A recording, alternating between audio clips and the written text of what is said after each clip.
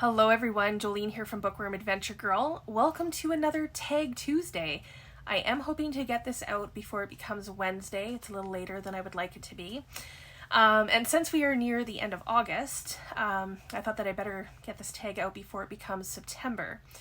So today I am doing the GarbAugust Trashy books tag, which was created by the amazing Olly from Olly for the GarbAugust event that Olly and many others hosted during the month of August on BookTube. So I will leave a link to Olly's channel and his original tag video in the description box below, so you can be sure to check that out. And I was tagged by two lovely booktubers. I was tagged by Sandy from Miss Reads a Lot, and I was also tagged by Alice from Alice and the Giant Bookshelf.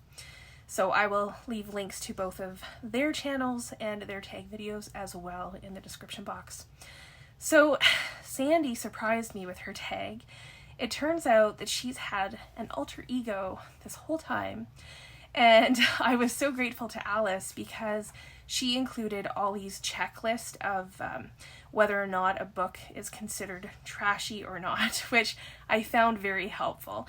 So I will include that checklist in the description box below as well, so if that interests you, you can have a look at that. So I don't really have a lot of books that I would consider trashy books, but I figured there's got to be something on my shelves, so we will see how this tag goes. So let's start. These first two are the hardest for me. So number one is trashy books are often dismissed by the critics.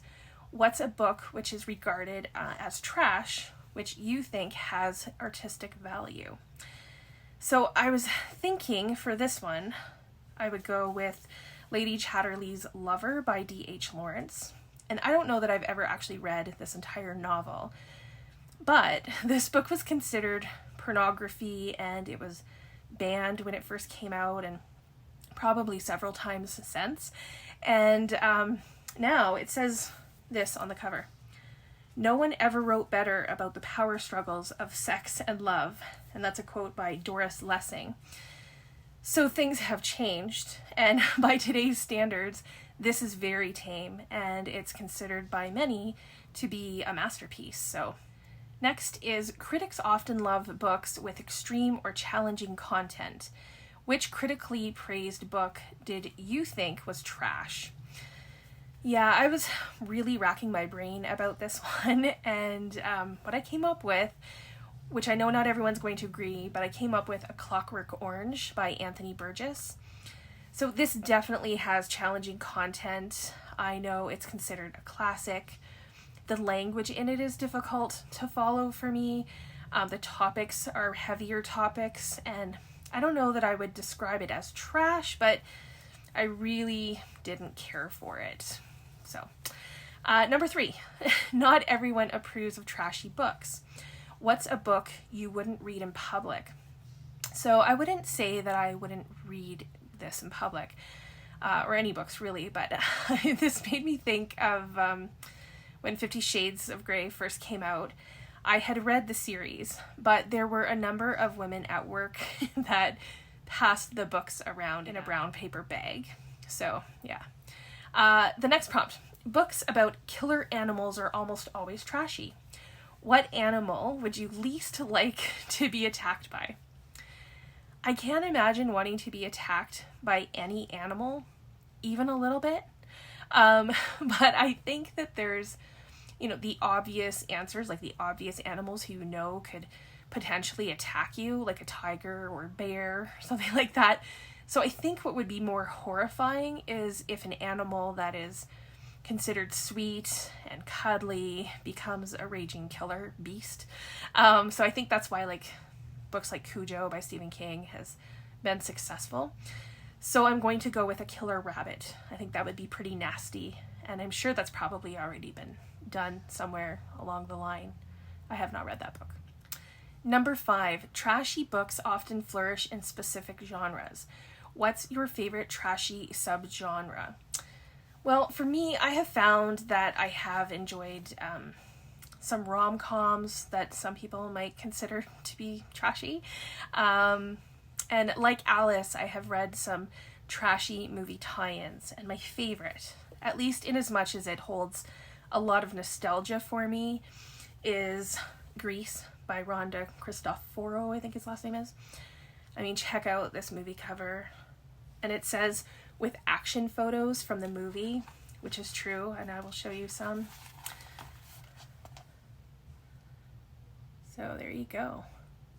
So this isn't a genre that I go looking for, but another one that I do read is the Stephanie Plum series, and this is kind of like a rom-com meets mystery, and there's like 25 books in this series, and I have read several of these and have more on my shelf. So number 6, famous people love to milk their fans by publishing books. Which celebrity would you like to read a trashy novel by?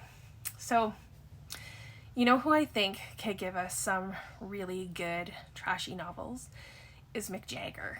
I just think that he has the life experiences to draw upon that would make the novels realistic and bizarre, kind of all at the same time, and I think they'd be pretty trashy. So number 7, trashy books have the best covers. Which book on your shelves has the trashiest cover? So for this, it's kind of disappointing because I really don't have a lot of trashy books. But since this is Olly's tag, I chose one of his favorite authors for trashy novels, and that is James Patterson. So here is Along Came a Spider, which is the first in the Alex Cross series. And so I'm saying that like I know what I'm talking about. But I really don't, because I have actually never read a James Patterson book, and here's my confession. I have at least 10, if not more, of James Patterson's books on my shelf. So James Patterson on this one. And I love the blurb, this is from the New York Times on this. It says, James Patterson does everything but stick our finger in a light socket to give us a buzz. So I thought that was kind of funny. So yeah, James Patterson on that one. Okay, number 8. Trashy books often contain adult themes. What's a book you read before you were old enough? I would say Danielle Steele's novels for this. I was reading Danielle Steele probably at the age of 12 or 13, and I remember like The Ring and Letters from Nam, and I'm sure there were many others, and I just devoured them. Number 9, if you were a character in a shifter romance, what creature would you want you or your partner to shift into? I can honestly say that I have never given this a moment's thought until right this second. So romance with creatures isn't really my jam, but maybe since this feels fantasy to me, I will go with a dragon or a unicorn or something like that. That's my answer. Finally, number 10, tag the trashiest booktubers you know.